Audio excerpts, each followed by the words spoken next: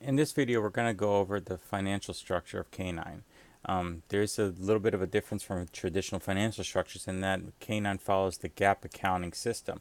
So while there are some concessions made to keep it consistent with what you're running now, there is also the elevation of the financials to account for GAAP. So we're going to go look through what is entailed, how you can move into K9, and what needs to be done.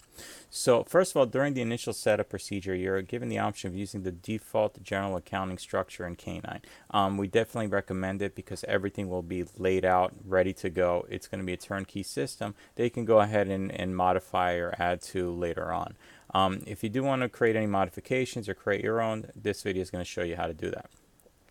So the first thing to keep in mind when you look at the general ledger in K9, this is the existing GL, again modified because this is our demo, so there's all kinds of craziness in here. But generally accepted accounting practices dictate that for instance assets go into 100s and so forth. So that's the pattern that we follow over here. Now, when you create an account in K9, there are a couple of requirements, okay? First of all, we do have a code and a description system. So if you're coming from an existing system such as QuickBooks, you may not have a code in your general ledger system. So you want to make sure that anything that you plan on porting over to K9, you're going to put in Excel, create a coding structure that's going to match what GAAP requires.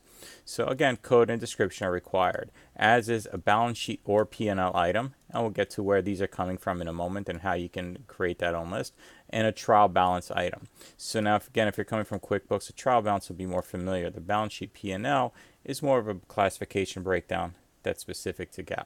So the other two that are optional, cash flow is an optional breakdown code. It's useful for some reporting, and a grouping, which can be whatever you like.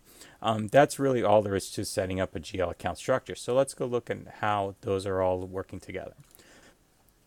So we access the general ledger through financial, general ledger, chart of accounts. That's how we saw the GL system itself.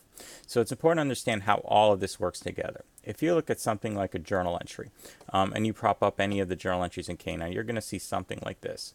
You're going to have, let's bring up a better example over here. Yeah, that would go. That was a good one. You're going to have things that say, COGS materials, the sales, the inventory. Now, it's important to figure out where these accounts are coming from for this transaction. So what we have over here is a couple of things. Under financial management, you'll find default accounts. Okay, and here I'll open it up over here. So the defaults account are telling you for different transactions in K9, which accounts are going to be hit. So once again, if you use the default GL in K9, all of this will be mapped out. If you're going to enter your own, this is going to be empty. So you're going to have to go through for every type of transaction, and again, there's only 18 types over here, and choose an account that you're going to hit for that transaction. So first thing you're going to do, of course, is create that GL account, and then come in here and choose for this transaction that GL account you're going to use. So again, that was in the financial management, and default accounts. Okay, so now we've created these links over here, and something to help you out here is the journal entry pattern, and those are in the financial management, and journal entry pattern. Now again, what this is, these are the individual journal entries that occur for all the transactions in K9. Okay, so there's 27 types of entries over here, and you'll see over here, for instance, if we bring over, let's say, our purchase receiving. Okay, purchase receiving is where we're bringing goods into our system. So let's take a look at what we have in here, and you'll see it's going to debit our inventory count. In this case, it's crediting an unbilled purchase. The reason it's crediting an unbilled purchase is because I'm using perpetual cost of goods sold, which is the common cost of goods sold system in K9. So because of this, the system will automatically define these. So going back to what we discovered, this unbilled purchase will show up over here, and I chose this account. So that's how the system knows when I do a purchase receiving to backtrack and look for this account for this type of transaction.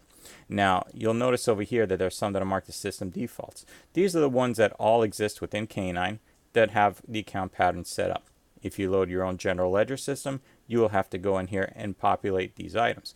Now, you can also create your own entries and create whatever you like out of there. Very typical, we'll see people create, let's say, a payroll entry and define the accounts that they want to hit. And again, these are our demo environment, but they'll create the accounts they want to hit. Then when they create a journal entry and choose this pattern, the accounts will be predefined, and they'll just have to enter balances. So now we've gone through setting these up. So on the chart of accounts that we took a look at, let's go back over here on our chart of accounts, financial, general ledger, chart of accounts, we spoke about this item over here. Let's bring up an account and we'll look at a balance sheet, P&L, and also the trial balance by default. So this list is basically determining where on either a balance sheet or a P&L item this account will display. So let's take a look first and run a balance sheet just to get an idea over here. So under financial statements, you see I have two options for each account, for each report rather. I have a balance sheet standard and a schedule.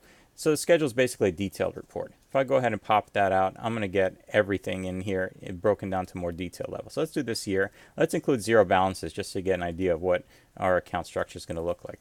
So this is the balance sheet, and let's say cash in bank. We have this cash in bank that's sitting under RP for whatever reason this is, which is under cash in bank, which is a current asset. So how did this hierarchy occur? So if I go back in here and look at this cash in bank account, I'll see that it's on the balance sheet item, cash in bank. So if I look in here under financial management, COA structure, and balance sheet / P&L, I'll get this screen. Now if I open this up, I'll start drilling down into different pieces of the balance sheet and P&L reporting structure. So for instance, cash in bank is an asset account. We know that much. If I open up my assets, I have current and fixed assets. Now I can create new subheadings by clicking on this button over here. But if I go into current assets and I'll open that up, I'll have cash in bank.